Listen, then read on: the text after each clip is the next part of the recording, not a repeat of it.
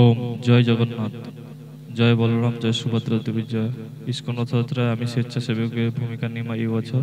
প্রথমে আমরা ইস্কনে শ্রী শ্রী জগন্নাথ দেব, বলরাম ও সুভদ্রা দেবী দর্শন করি ও শিলা প্রভুপাদ দর্শন করি। বহু ভক্তবৃন্দ ইস্কনে এসে উপস্থিত হয়েছেন এই রথযাত্রার দিন। আমরা এখন আছি অন্নপূর্ণা দেবীর কক্ষে, যেখানটায় বিভিন্ন রকম প্রসাদ তৈরি করা হচ্ছে ইস্কনে। ছোলার ডাল, পনির, সবজি তরকারি, বড় বড় কড়া দেখতে পাচ্ছেন। এই কড়াতে করে বহু ভক্তের জন্য প্রসাদ তৈরি করা হয়।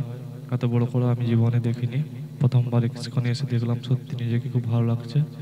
তো এখানটা একজন প্রভু সবজি তরকারি দিচ্ছেন, আমি মোটামুটি খাবার দেওয়ার, প্রসাদ দেওয়ার ভূমিকায় ছিলাম। এখানটায় নন্দদাস সহ আমরা অনেকেই ছিলাম। তো এখানটায় কিষাণ মন্ডিতে আমরা যে সকল নাচের যারা ছিল তাদের প্রসাদ দিচ্ছি। এখন যজ্ঞের জন্য সমস্ত প্রভু এসছে, আগুন নেভানোর জন্য গাড়ি এসছে। এখন 3টে বাজে, সমস্ত ভক্ত এবং পুলিশ প্রশাসন ধীরে ধীরে আসা শুরু হয়েছে রুদ্রনগর কিষাণ মন্ডিতে। তো প্রচুর ভক্ত, অসাধারণ সুন্দর রাস্তার উপর আলপনা করা হয়েছে। এবার প্রচুর ভক্ত আসার পর আমাদের এই যজ্ঞ শুরু হয়েছে। মহাযজ্ঞে বিভিন্ন রকম মহারাজ এবং মন্ত্রী সাহেব ও অন্যান্য জ্ঞানগুণী ব্যক্তি উপস্থিত হয়েছেন। তারা যজ্ঞ শুরু অংশগ্রহণ করেছে মহাযজ্ঞে। যজ্ঞের পর বিভিন্ন ভক্ত এখানটায় উপস্থিত হয়েছেন, তারা যজ্ঞে তাদের কৃপা চাইছেন।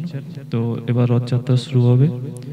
তো রথযাত্রার পর এখানটায় যজ্ঞ শেষ হয়ে যায়। প্রচুর পুলিশ প্রশাসন এসে আবার ভক্তদের দূরে সরিয়ে দিয়ে যাতে আগুন না লেগে যায়।